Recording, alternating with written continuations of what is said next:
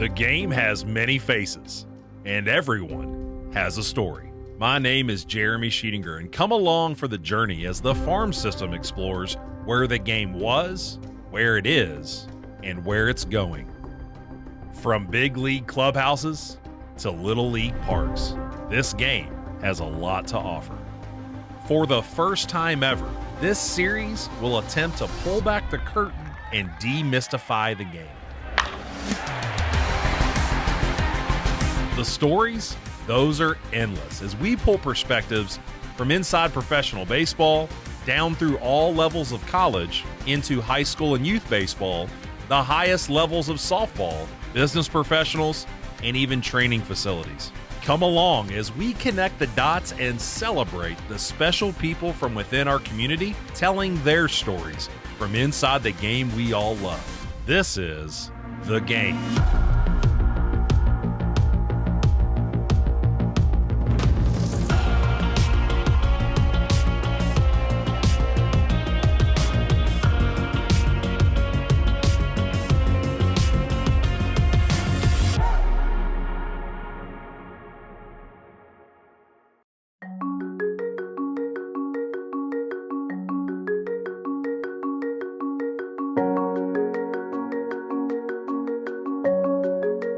Everyone has a story.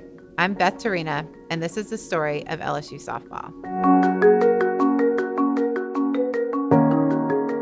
I think my favorite part about softball is that you can never get it right. It's hard and it's challenging, and it's something new that challenges you every day. And it's cliche, but it's the hard that makes it great for me. I just love the challenge, and that's why I think I keep showing up every single day. It's just to keep being challenged.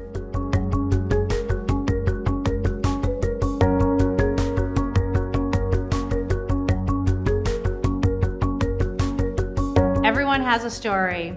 I am Trisha Ford, and this is the story of ASU softball.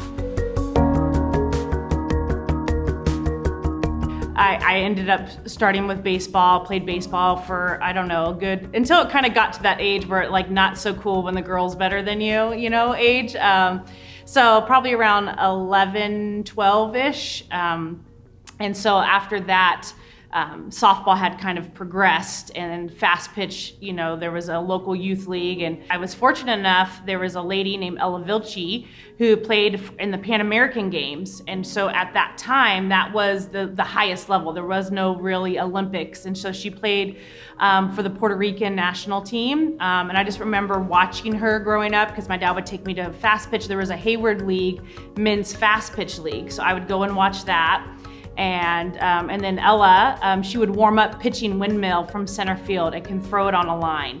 And it was just impressive. It was like, man, that's some cool stuff, And so she ended up, there was a group of us kind of in the Bay Area that were high level, kind of competitive kids, kind of the same DNA, and you kind of gravitate to those kids, right? And so she put together, out of our rec league, a travel ball team, and we were called the Young Guns. And so Ella was my first big time coach, and that's kind of how I got started with ASA. And back then you had to be qualified to be gold, so you couldn't just create a team and be gold. You had to win so many tournaments, and your pitchers had to perform at a certain level. I remember we grew up on the fields in Stockton, and playing 7 games a day. We wore shorts, and you were a tough, I didn't wear sliders because I was tough, my biker shorts, rocking it with the hair and high ponies. And so it was just, I grew up on the field, and that's, I feel like that's where kids should grow up. I mean,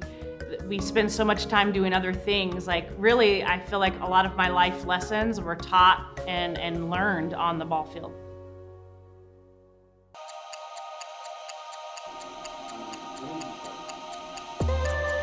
I guess I started playing softball when I was in first grade. There's an argument between my parents of who's responsible. My mom technically signed me up, I think, but my dad was the softball player. So I played slow pitch softball all the way until high school, and then my high school coach taught me how to pitch, and the rest is history. I've been making arm circles ever since.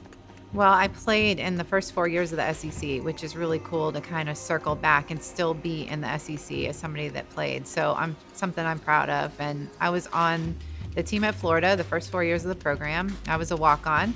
I definitely remember the first lap I ever ran around the field. I was wearing a different shirt than everybody else, of course, because I was trying out for the team. So I remember that lap and just thinking about the possibilities and everything it would take to be a part of the program. And I just decided I was going to do it and did. I was fortunate it wasn't the SEC that it is now. So there was a lot more shot at that. They needed some pitching. They needed some help. They, were still trying to grow a program. So I definitely got there at the right time. But I wasn't afraid to work, and I had coaches that helped me work. Kyla Hollis, who was also at the University of Houston, she helped me work. I mean, if I needed to show up at 6 a.m., we were there at 6 a.m. and I worked and worked and worked and made my way into a decent spot where I got the ball quite often, which was fun. But I was proud of how I was able to get to that spot that, it wasn't necessarily handed to me. I had to work for it, and that was something that was really cool that I was proud of. So I think my time at Florida was truly life-changing. I really do. I think the fact that I went for that and I had some other opportunities, but I went for it. I think it really kind of set up the course of my life.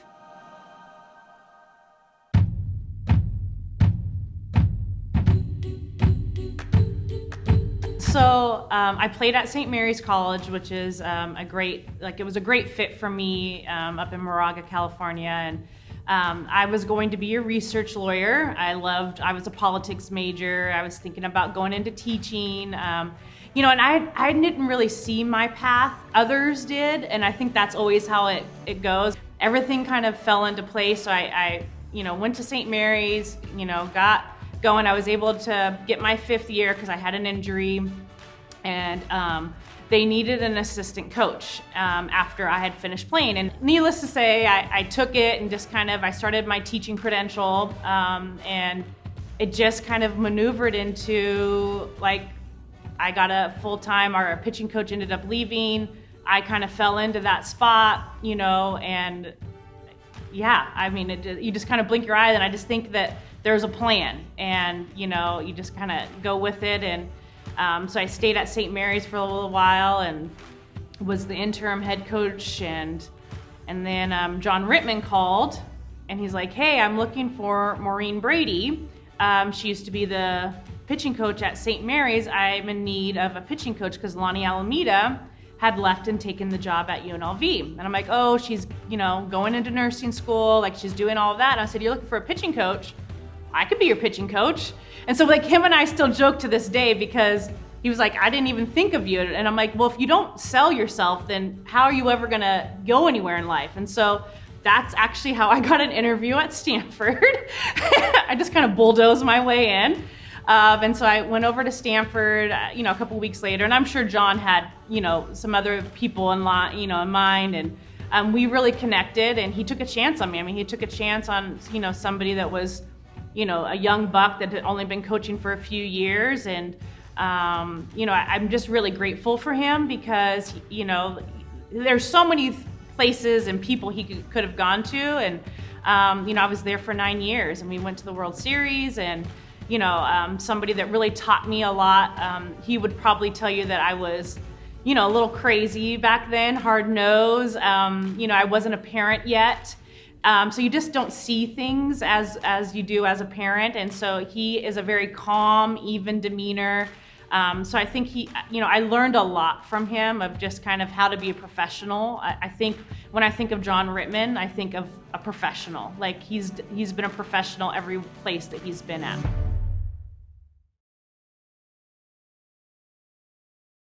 Then you don't. You soon well or you won't. It's a not cause. And if you don't, then you don't.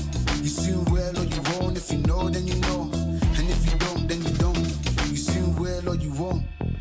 Everybody feel it come around with the rhythm, it's a sound. Everybody get down when we give it to you. Everybody feel it come around with the rhythm, it's a sound. Everybody get down, give it to you. Everybody feel it come around with the rhythm, sound. Everybody get down when we give it to you. Everybody feel it come around with the rhythm, it's a sound. Everybody get down when we give it to you.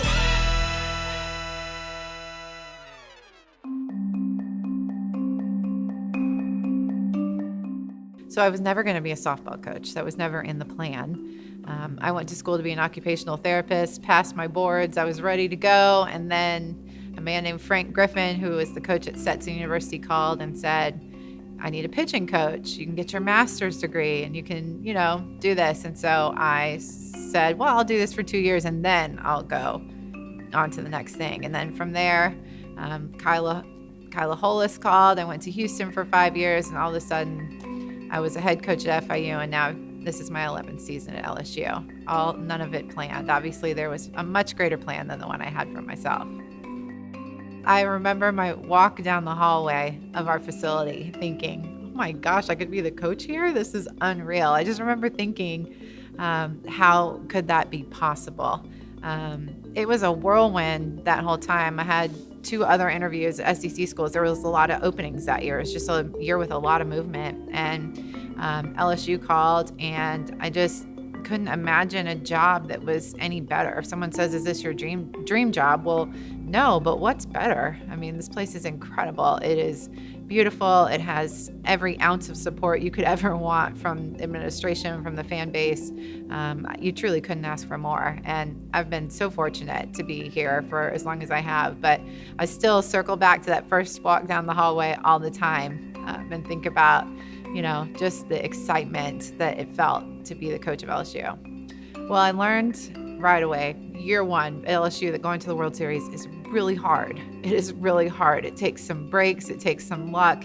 Doesn't matter how good you are. I mean, the best teams that we've had haven't always made it. And some of the teams that maybe shouldn't have, there's definitely some luck involved at the end of the year there. Matchups and inches and all those things, right? It's, who is going to step up on that last day and how can you earn that last inch? Like I can think of balls that were fair or foul that determined whether or not we got to continue on and play in the College World Series. So it has been a really fun ride. When I think about the accomplishment of the World Series, it's hard not to be proud because when you've done it, you know how hard it is to get there. So the women that fought through those games, hats off to them. They're incredible, incredible women. I can't stop grinning thinking about that moment and just how surreal it was. I just remember everyone's dogpiling and screaming, and I just put my head down like, what is happening? It was such a cool moment. That senior class had just, been through a coaching change and had a great coach that they loved that retired, and then just having to learn a new system. And there was this moment where they just all came together and stopped a lot of the, this and that, and just came together. And it was a crazy turn of events how it all happened. But what a special moment. 2 pitchers really put us on their backs and carried us. The Super Regional at Missouri was probably the most hard-fought games I've ever been through. I had no idea the mental energy it was going to take to do that. We won the games, and I was like sleeping on the floor of a Buffalo Wild Wings in Missouri because I was so spent from just calling the games and extra innings and all the stuff that went with it. But it was very surreal and just an incredible moment for all of the women that did that year. So awesome to be a part of that team.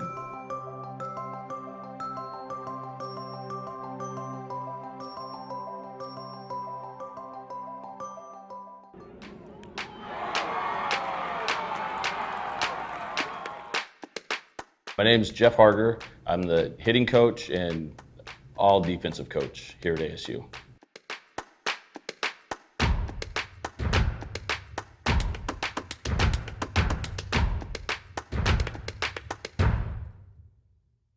So I was with Tricia as a volunteer for 2 years at Fresno State, and when she got the head coaching job here, I came as a volunteer for 1 year and then 3 years as an assistant.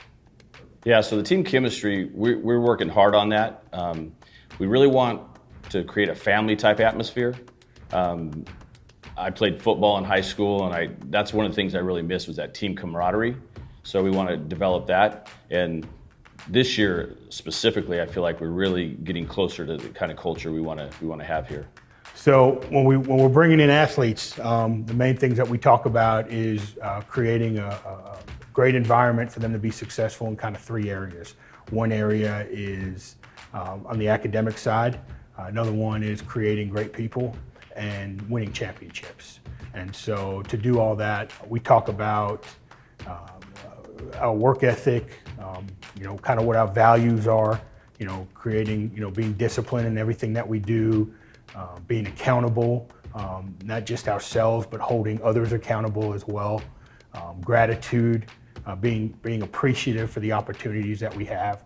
So I think we try to create that culture within a family environment, just like any other family, right? Like you have some arguments and some disagreements, but for the most part, we want to kind of build that environment so we can kind of work within those values.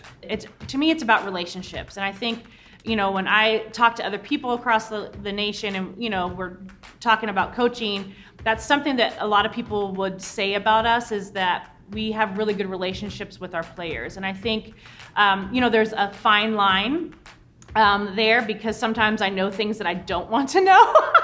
But I think that when they understand that I'm a person and they're a person and we're on this, in this together and on the same team, I think, you get, players that will run through a wall. And if you look at, especially here at ASU, we've been down in some big games and we've fought back. And I think that's what our team does is they fight, and I think, going back to kind of that relationship piece, I think that is my bread and butter. I really do. I think I'm honest sometimes to a fault, but I will tell you that. Like, I'm honest, I'm gonna be hard on you, but I'm gonna love you hard, and every year I have the team over to my house a couple times, and it's really for them to see my human side, because everybody sees me, they see me as the ASU softball coach. Like, that's really a small percentage of who I am. Like, first and foremost, I'm a wife, I'm a mother, I serve God. Like, there's a lot of things that I do, and part of my path is being a softball coach. So I think for me, it's really important for them to see the human side, It's so important, like, for them to be able to have the confidence to come into my office and talk to me about things about softball. That's what I really pride myself about.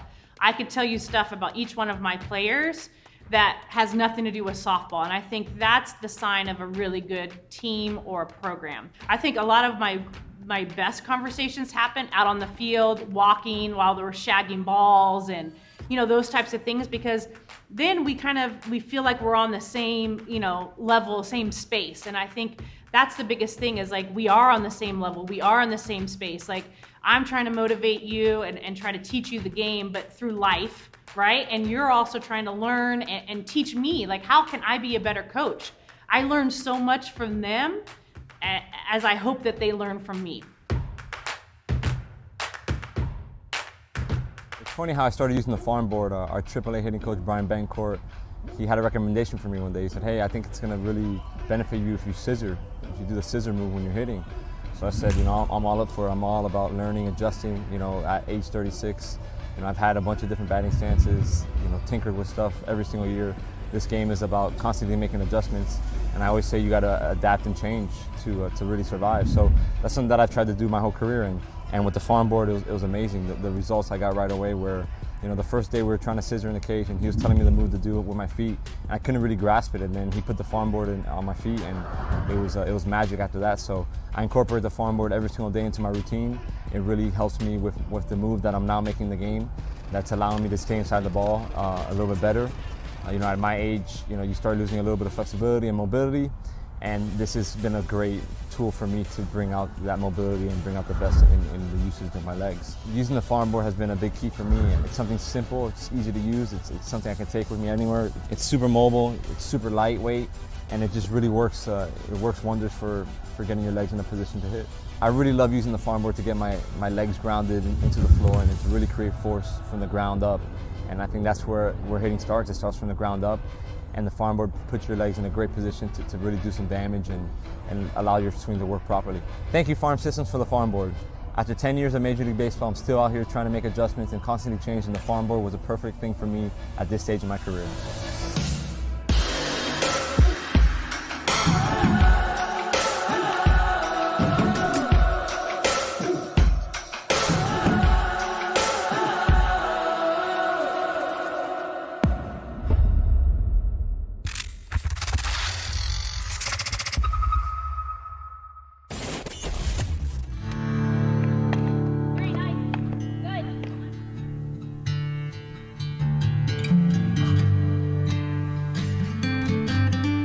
Yeah, if you don't want us to know anything about you, then this is the wrong place for you. Because when you walk in the door, we're going to ask how your mom is, about your brother's game, about, what's happening in your life. That's just who we are. We don't know any other way.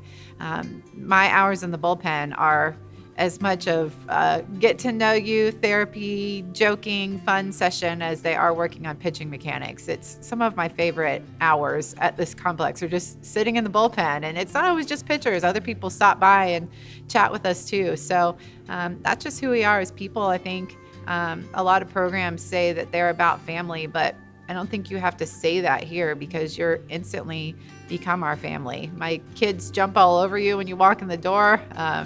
They're making you play hide and seek and tag and everything else. So if you're not for that, then we wouldn't be for you.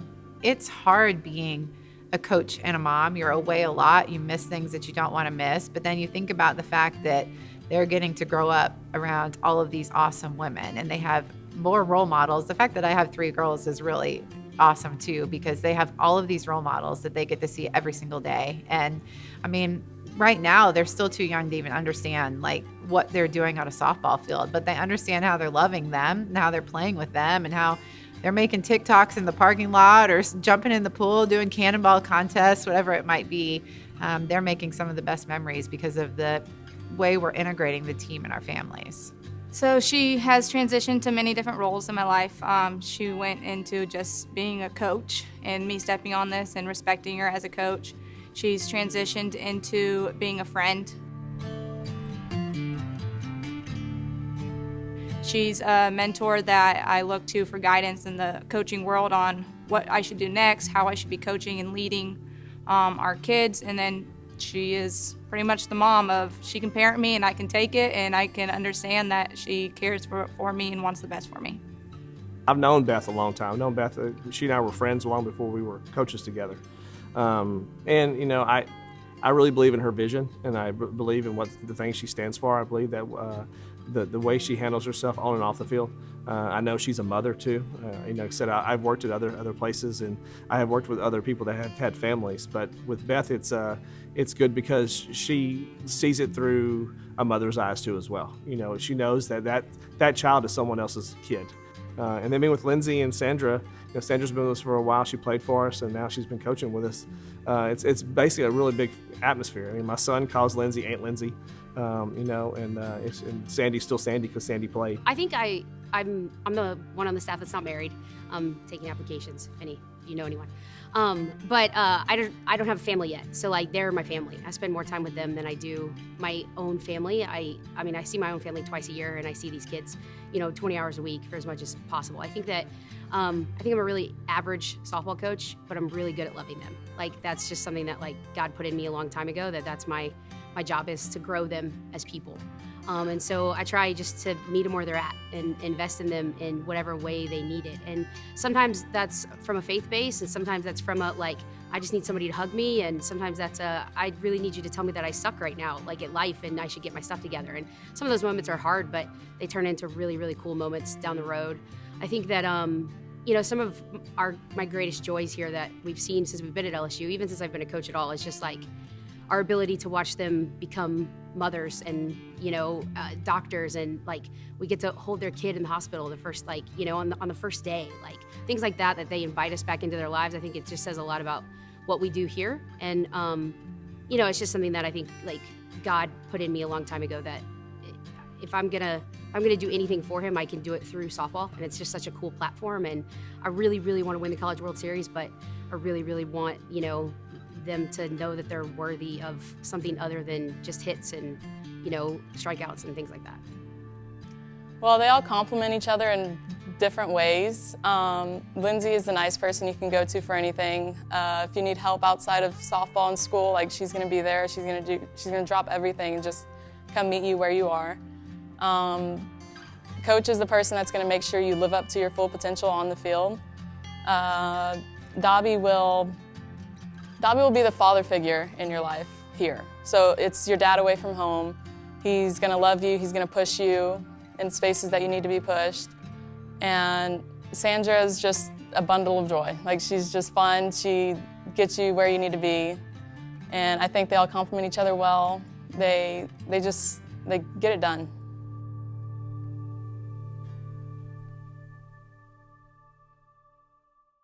When we going in, we be going all day, and we ain't coming out until we get our victory. What you say now? Feel it, we gon' feel it to the ceiling. Champion with the champagne overspilling. There is no competition, we the winners, always winning. You all up in your feelings when we step up in the building. Wait a minute, yo. Here we go, put our hand up in the air. Here we go, from the front to the rear. 'Cause we be getting down when we come around. We be getting down, ain't no stopping it. Let it rock with it and roll, baby, let it roll, baby. Get down.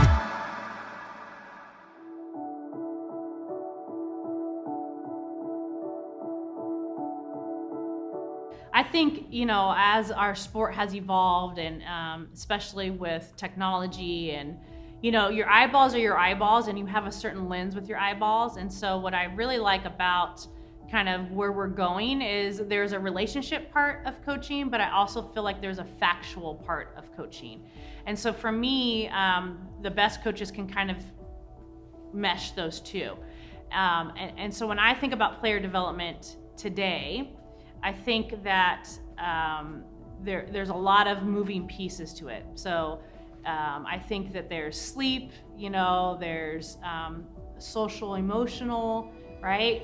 And then there's also some of the, the metrics that you can measure and use. So a normal day for us hitting wise, we always start off with some type of body prep work.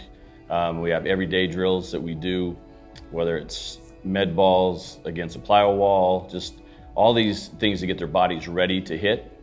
And then we'll go into, I like to group them, bucket them, whatever you want to call it, kind of with people that have similar swing types or deficiencies or things they do well. So we'll put them in groups of 4 or 5 typically. And from there we'll go out, we hit in the cage, usually a half hour or so, then we'll go out into the field and do some on-field live arm. We try to get live arm every day. The other thing I think we do when it comes to player development is we sit down, like I sit down with each individual pitcher and we go over kind of their assessment. So we assess them when they get here, their movement prep, their pitches, all of that. We put all of that together. I think the biggest thing we do is we sit down, we go over it, we explain it, and then we come up together with a plan. So it's usually in about 4-week blocks. Okay, in these 4 weeks, this is what we're gonna work on. In these 4 weeks, we're gonna work on this. And then we measure. Because how do you know what you're doing is working if you're not measuring it? I think what works for me isn't always necessarily gonna work for you. And so that's the other piece of this is like, I've gotta measure it in order to figure out if what I'm doing is really helping you as that athlete. And we start to look at their numbers. Are they trending up? Are they trending down? How's this looking? And so we kind of understand what we need to do for each individual player, because that's the other thing when I think about player development. When I was playing, that was non-existent in a blanket. I think what we try to do here is player development for each individual player. And I think that's really where we tend to go is, if you're a power kid, if you're a speed kid, you shouldn't look the same. You shouldn't be lifting the same. If you play shortstop, your lift and your run should not look the same as a catcher or as a pitcher. Like your movements are different. There's some standardized movements and exercises, but there's a lot of things that that you do or I do that are very different. And so that assessment piece for us is really huge. And then measuring it. And when we measure it, we jump every single time we get into the weight room, like see how they're doing, see what their recovery looks like. So I think part of our plan, and we talk about when we're recruiting players, is you're going to come in here and have an individualized assessment and then development plan, not just for this year, but for 4 years.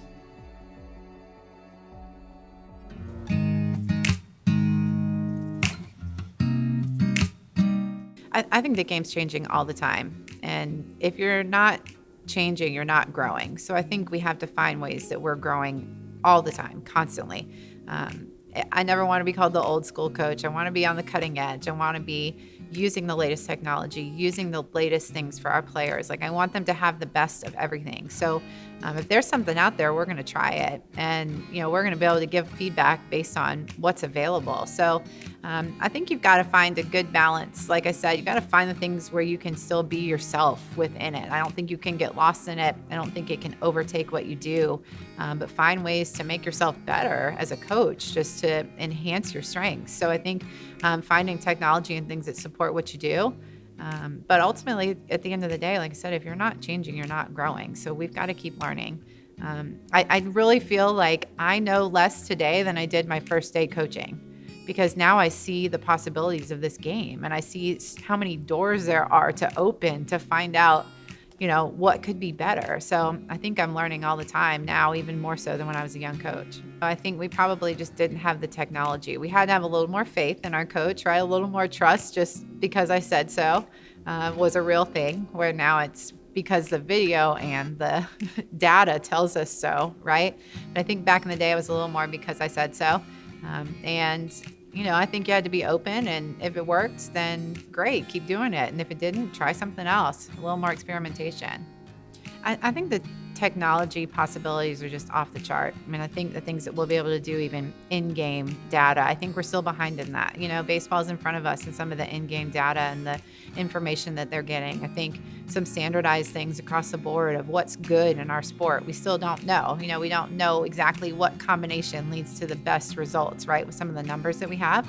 So I think that will just continue to grow. I think you'll see a lot more in-game things, and I think we're just going to keep finding ways to make these athletes even better.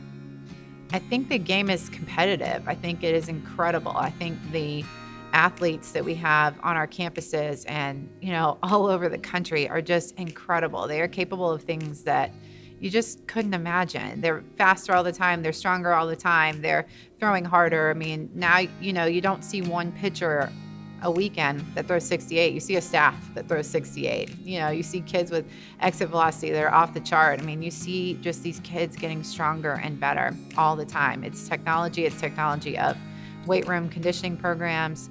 I think it's a lot of things, but I'm glad I got to play when I did. I couldn't hang with these guys. They're just too athletic, too competitive, and so fun to see. So fun to see the fast pace of the game.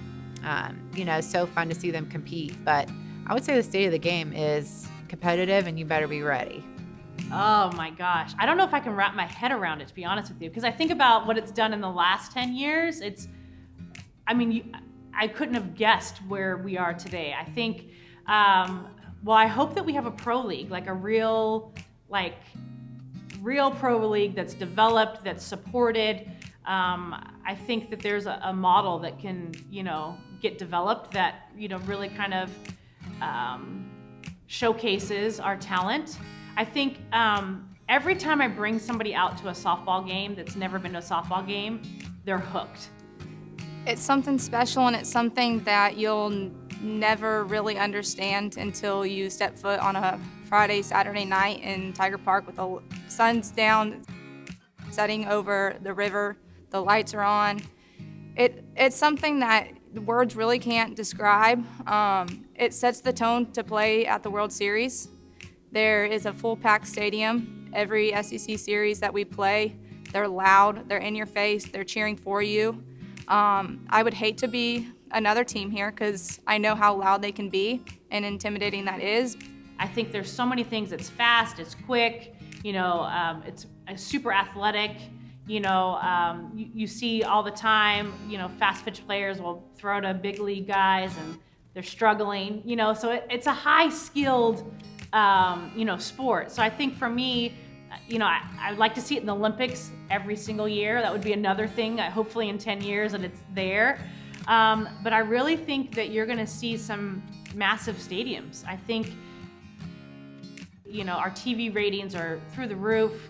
I think there's going to be some more bat and ball technology or tinkering, I could see the fences going back. I could see the mound going back. I could see crow hopping being a thing. I just think as we get bigger and stronger, you're going to see some of the dimensions kind of change. That's what it's all about here at LSU, is Tigers for life. And you'll see that. I think one of the proudest moments, I've said everything's a proud moment, but I think one of the proudest moments I have is at the end of the year, the seniors make a video. And last year, all of them at the end of the video said, I will always be a Tiger for life. And I was like, they just get it. So, and Tigers for life doesn't mean you're always wearing purple and gold. It means you're living with trust, integrity, grit, energy, relentless, and selfless. All of our players can define those. They can tell you what they mean. Selfless is LS over you. We had a group that helped us put that together, and now that's how we try to live every single day. We try to live Tigers. We try to be that in everything we do. They know what it looks like in the classroom, in the community, on the field, in the weight room. They can describe those actions for you, and we're always trying to make sure that we're being Tigers for life, and that's LSU softball. I think it's people. I think that's what makes everything special is people. I think, there's a lot of things that you could, each program brings, right? But at the end of the day, you can have all the glitz and glamour, you could have all of this, but at the end of the day, it's who you spend every single day with. And I think that's something that we do a really good job is we surround you with really good people. You're gonna get coached. I think, I'm obviously biased, but I think we have, some of the best coaches in the nation. And so I think, we're gonna play at home. We have great weather, but all of that stuff can kind of,